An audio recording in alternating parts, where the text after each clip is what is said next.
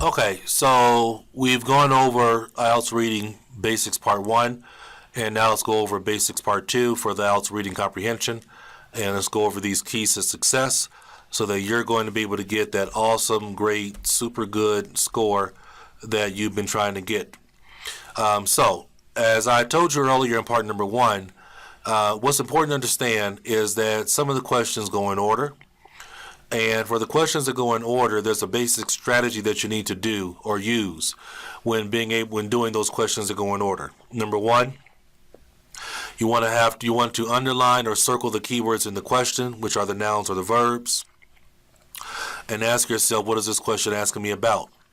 Number 2, scan the passage and find those keywords within the passage. Remember, you have to keep an eye out on looking for synonyms.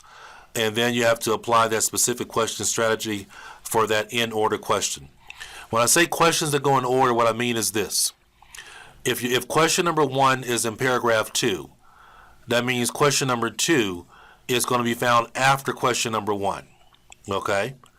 All right. Now, what that also means is that if question number 1 is in paragraph 2 and question number 3 is in paragraph 4, that means question number 2 has to be in between those two. It has to be in between question 1 and question 3. Okay? So it's really important to understand which question types and which question styles go in order. That's so important to understand. Okay? So, some of the questions that go in order. Your fill-the-blank question goes in order. Your short answer questions go in order. Your yes, no, not given question goes in order. Your multiple choice question goes in order.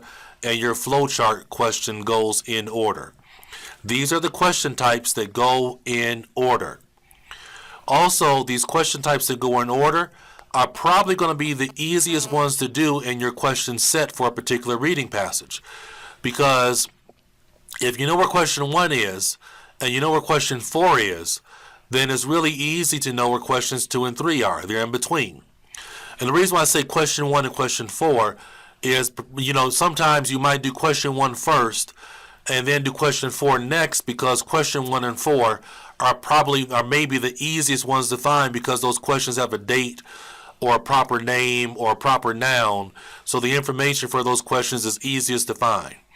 All right, but the in order questions, it is very important to understand which question types and question styles are in order, because those are going to be the easiest ones to do first. Now, your question types that are not in order. Your paragraph location question.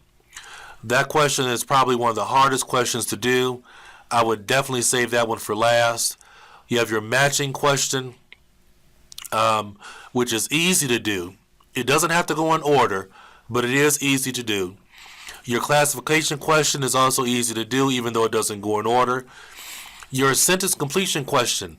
Sometimes this question will go in order, sometimes it won't. I've seen it happen both ways. So, a lot of times with this question, it will go in order, but just watch out for it. Your table questions mainly go in order, unless you have 2 questions back to back, like if number 6 and 7 are in the same paragraph and it's a table question, then maybe number 6 will come after number 7. So you have to be aware of that with a table question. Your summary question doesn't go in order. Well, sometimes it does, but the summary question is very difficult. That's another one that I would save for last. Your diagram sometimes goes in order, and that question that says pick 2 or 4 or 3 from a list, really difficult to do. Okay, so the questions, these are the questions that don't go in order. All right, so it's important to understand which questions go in order, which questions don't go in order. Really important to understand that. All right, so some of the questions that I would save for last, like I said, in a question set, I would do the headings question last, the paragraph location question, the pick from a list, and the summary question.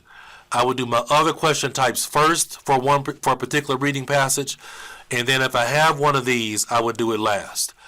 Because if you save them for last, what will end up happening is if you have a yes, no, not given question and you have a fill the blank question, those both go in order. So if you do those two question types first, you'll get a lot of answers correct, and also you'll have a chance to look at a lot of the reading passage while you're answering those questions. And then when you go back and do a headings question or a paragraph location question, they're much easier to do after you've already had a chance to go through a reading passage by doing the questions that go in order. So that's why I suggest that you save and do those questions for last. All right, so that'll do it in terms of our reading comprehension basics number 2. And let's move on to our looking at the different question types for reading comprehension. So I'll talk to you soon.